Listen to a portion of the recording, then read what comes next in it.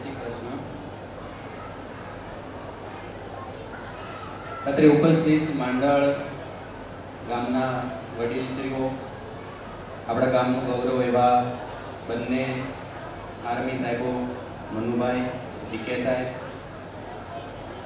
આજના જે મુખ્ય સમારોહ છે એના મુખ્ય દાતા શ્રી એવા કિમતા પરિવારના જે પરિવાર શ્રી ભરતભાઈ, ગોવિંદભાઈ અડિયા અને ઘનશ્યામભાઈ, તથા ભોજન ખર્ચના અને એના વિતરણના જે મુખ્ય દાતા એવા કાકા ગુલાભાઈ અને પરિવાર, આજના મુખ્ય અતિથિઓ એવા ક્લાસ 1 ઓફિસર જે દર્શનભાઈ અને બેન શ્રી નૈનાબેન, સાથે આપણા માંડળ ગામના શિક્ષકશ્રી અને જેમનું પ્રમોશન એજ્યુકેશન ઇન્સ્પેક્ટર તરીકે થયા છે એવા સાહેબ શ્રી ભરતભાઈ, ડૉક્ટર નવનીત, ઉપરાંત કાર્યક્રમને સારામાં સારું નિભાવી શકાય એવી આશાથી જેમનું દાન સદાયની માટે આ સંસ્થામાં આ સમારોહ માટે આપે છે એવા ભરતભાઈ, હરેશભાઈ તથા વડીલશ્રીઓ, અનેક શૈક્ષણિક સારસ્વત મિત્રો છે.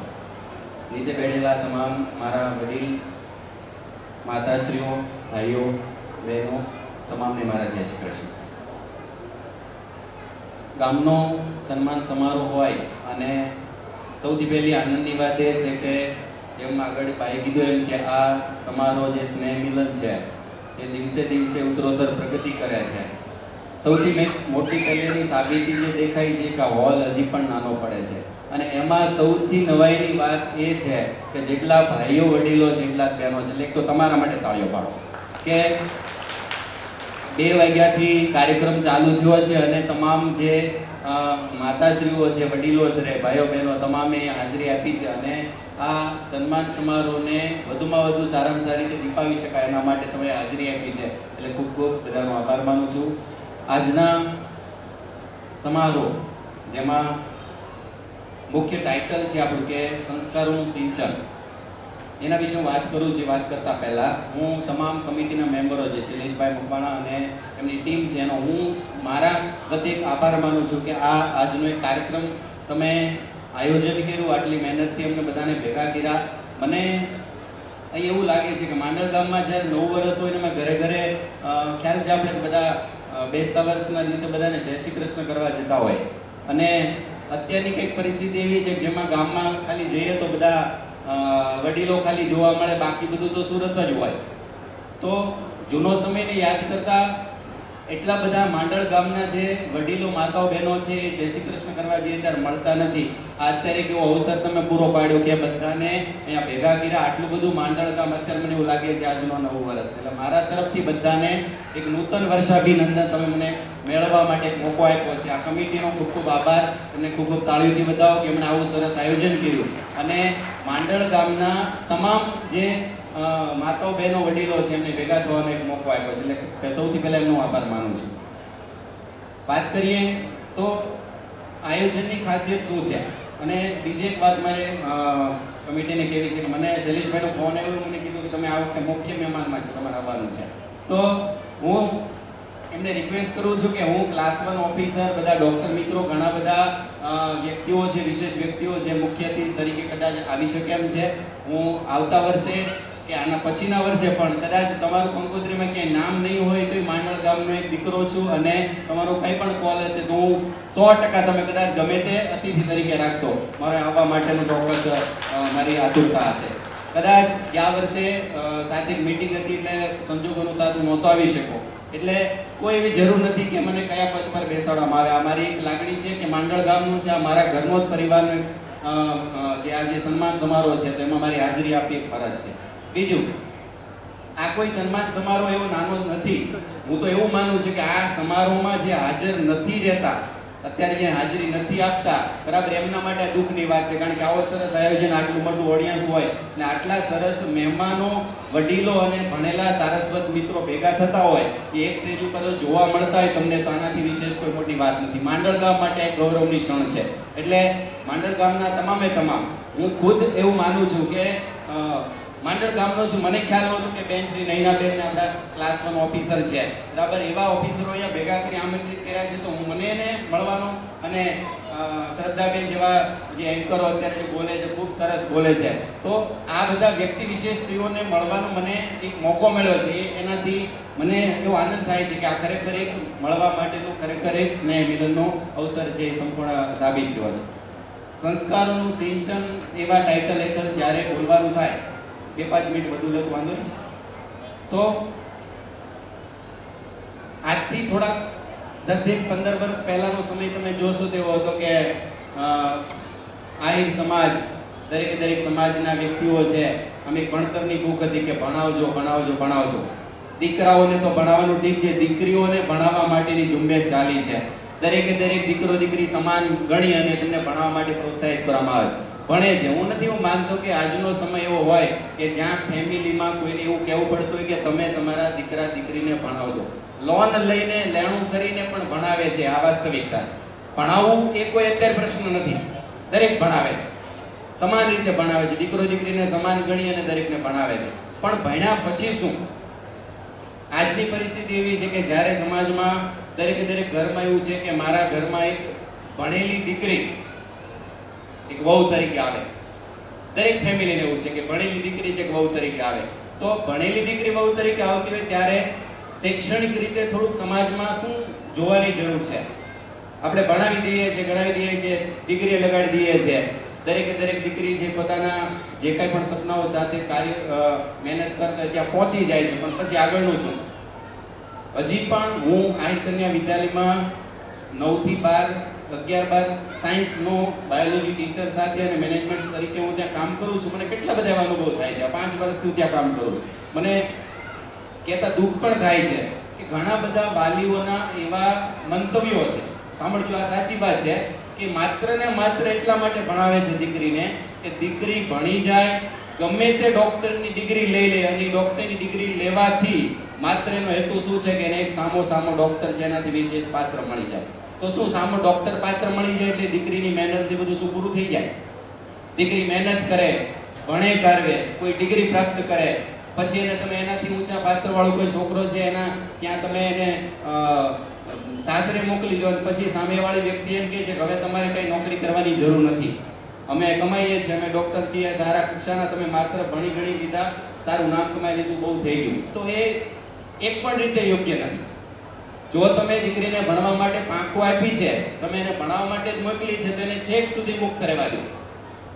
આ તો કેવી વાત છે કે તમે ભણાવવા માટે મોકલો છો અને ઉડવા માટે તૈયાર કરો છો, પછી પાંજરા પૂરી દો છો.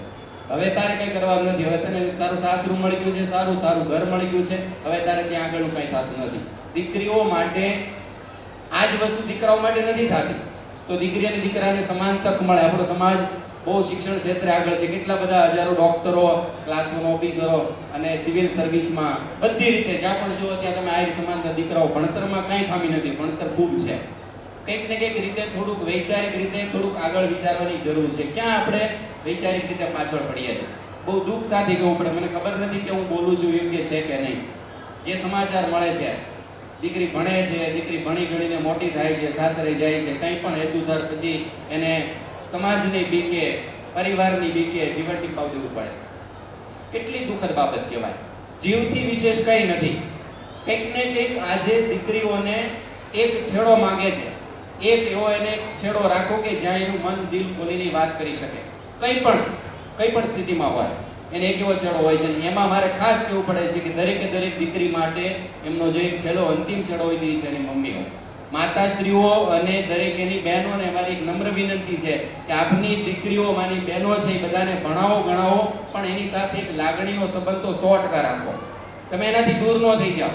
તમે ભણાવી દો છો પણ એની સાથે એક લાગણીનો છેડો રાખો. એ તમારી સાથે તો વાત કરીને ખોલીને કહી શકવી જોઈએ. શૈક્ષણિક રીતે આપણે આગળ એટલા બધા વધી ગયા હોય અને જો આવું કંઈક થતું હોય, ગર્વની વાત શું છે જો કે આજે એક દીકરી ક્લાસરૂમ ઓફિસર તરીકે સ્ટેજ ઉપર બેઠી છે. બહુ ગર્વની વાત છે કે આપણે દીકરીને ભણાવી છે, આ સ્ટેજ સુધી પહોંચી છે. દરેક દીકરીઓ પહોંચી શકે, પણ એને છેલ્લે સુધી તમારે મુક્ત કરવી પડશે. દરેકને ખુલ્લું એક આકાશ આપવું પડશે. ભણાવો ત્યારથી જ તે તમારે માની લેવું પડશે કે હવે એની રીતે જે કાંઈ પણ કરે છે એ યોગ્ય હશે. તમારે એને મુક્ત કરી દેવી પડશે. માત્ર તમારે જોડીને રાખવાની છે લાગણીના સંબંધથી. તમે લાગણીથી જોડાયેલા રહો. અત્યારનો બહુ એક સિમ્પલ ટ્રેન્ડ ચાલે છે કે આજની પેઢી બહુ બગડી ગઈ છે. નવી પેઢી 100% મારા મતથી કહેવા માંગુ છું કે આજની પેઢી બગડેલી નથી, આજની પેઢી બદલાણી છે. અને એ બદલાણી છે, એ બદલાવ તમારી સાથે મેચ નથી થતો એટલે તમે એને કંઈક બીજી રીતે જોવો છો. બદલાવ તમારે કોઈ પણ રીતે સહન કરવો પડશે. નવી પેઢી બદલાણી છે, બગડી નથી.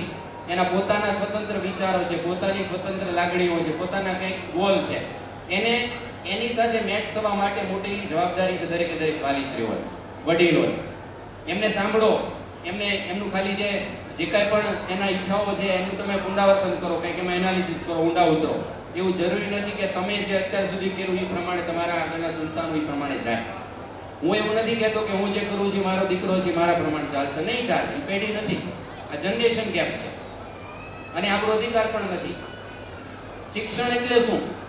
શિક્ષણ એટલે તમે એને ખુલ્લા આકાશમાં ઉડવા માટે મૂકી દીધું છે. હવે એ ઉડે તોય ઠીક છે, પડે તોય ઠીક છે, અને ઉડીને કંઈક આગળ નીકળીને ગામનું રોશન નામ કરે તો પણ એ ઠીક છે. એને ત્યાં મુક્ત કરી દો. આ આપણી એક જવાબદારી છે. આ શિક્ષણ છે. શિક્ષણ નથી ત્યાં બંધન છે. તમે તમારા વિચારોથી કોઈ પણ બાબતથી એને શિક્ષણથી દૂર રાખો છો તો એ અત્યાર સુધીનો જમાનો હતો, હવે એવું નથી. આ એક શિક્ષકના જીવ તરીકે મને અંદરની મારી લાગણી છે એટલે વ્યક્ત કરું છું. મારું ઘર છે, પરિવાર છે અને મારા કેવું જોઈએ એટલા માટે હું મારી લાગણી વ્યક્ત કરું છું. એવું લાગતું હોય કે ના સમય પ્રમાણે યોગ્ય છે તો એને અનુસરશો. સંસ્કારોનું સિંચન, સંસ્કારો ક્યાંથી આવે? સંસ્કારોની ક્યાંમાં લેબોરેટરી હોય? સંસ્કારોની ક્યાં પાઠશાળા હોય? યાદ રાખજો, તમે જેવું જીવો છો એવું જોઈને તમારા સંતાનો જીવે છે. આ સૌથી પહેલી પાઠશાળા છે. મા બાપ શું અનુસરે છે? મોબાઈલનું દૂષણ છે, 100% દૂષણ છે, તો એને તમારે કઈ રીતે ટેકલ કરવું? મોબાઈલ કાઢી નથી શકવાનું, મોબાઈલ દૂર થવાનો જ નથી. પણ મોબાઈલની સાથે સાથે તમે બીજું એવું કંઈક કરો કે જે તમારામાંથી શીખે ને એને એવું થાય કે મોબાઈલ કરતાં વધુ જરૂરી છે. એવું કોઈ એક પણ કારણ નથી કે મોબાઈલ સાવ તમે મોબાઈલ નથી જોયો એ તમારી પેઢી અલગ હતી. હવે પેઢી નથી. હવે ઘરે ઘરે એક વ્યક્તિ દીઠ મોબાઈલ છે. ઘરનું એક મેમ્બર છે મોબાઈલ. એનાથી દૂર રાખી શકવાના જ નથી. તો ક્યાંથી સંસ્કાર આવશે? સંસ્કાર ક્યાંથી આવે? મા બાપ જો પોતે કંઈક અનુકરણ કરે, એવું કંઈક અનુકરણ કરે કે જે જોઈને પોતાના સંતાનો વિચારે કે આ તો યોગ્ય છે, આવું કરવું જોઈએ. હિન્દુ ધર્મ છે, આપણે હિન્દુ ધર્મના ગર્વથી વાતો કરીએ છીએ કે આપણે હિન્દુ ધર્મના સંતાનો છે. હિન્દુ ધર્મ માટે આપણા ઘરમાં એવું શું થાય છે કે જે હિન્દુ ધર્મ માટે શોભા દેતું હોય?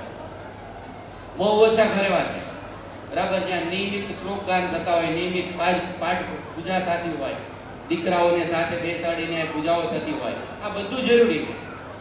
સમય બદલાણો, દરેકે દરેક વ્યક્તિઓ વિકસિત થઈ ગયા, કમાતા થઈ ગયા, 100% બધા જિંદગી સારી જીવે છે. પણ સાંસ્કૃતિક જે આપણું મૂલ્ય છે કંઈક ને કંઈક આપણે નીચું મૂકી દીધું છે. તમે ગમે એ સ્ટેજે પહોંચી જાઓ, ગમે તે કક્ષાએ પહોંચો, પણ જે જૂની સંસ્કૃતિ, જૂના જે મૂલ્યો છે, જે વેલ્યુઝ છે જીવનની, એ તો હંમેશા માટે સાચી જ રહેવાની છે, કાયમી માટે યોગ્ય રહેવાની છે.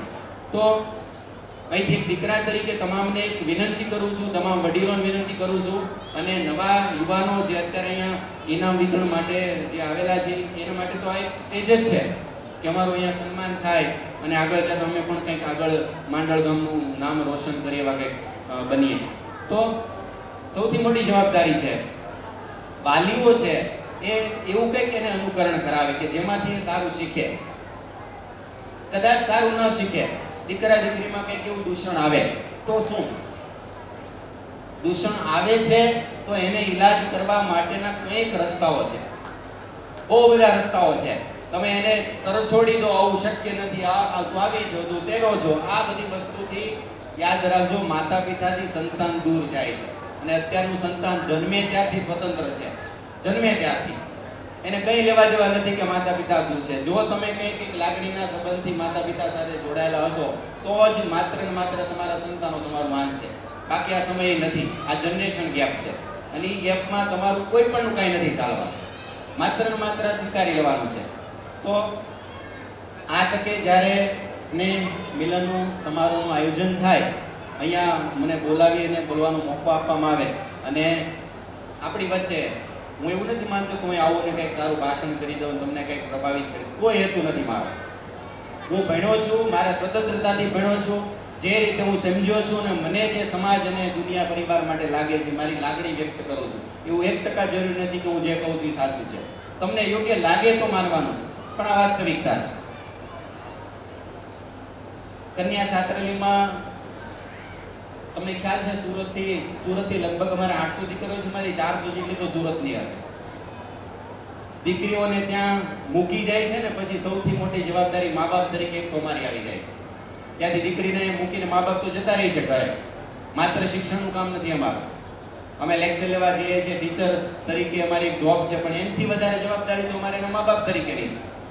2 વર્ષ 4 વર્ષ દીકરી ત્યાં ભણે છે તો એની નાનામાં નાની બાબતોનું કંઈ પણ એને અંદરથી જે ગૂંચવતી હોય એવું કંઈ પણ એના મનમાં ન હોય ને એના ભણવામાં નુકસાન ન થાય, એને કાઢવાનું, એને સાંભળવાનું, એનું સોલ્યુશન કરવાનું, આ બધી જવાબદારી મારી છે.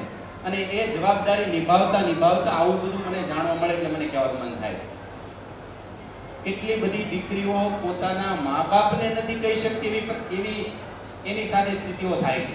મા બાપને નથી કહી શકતી.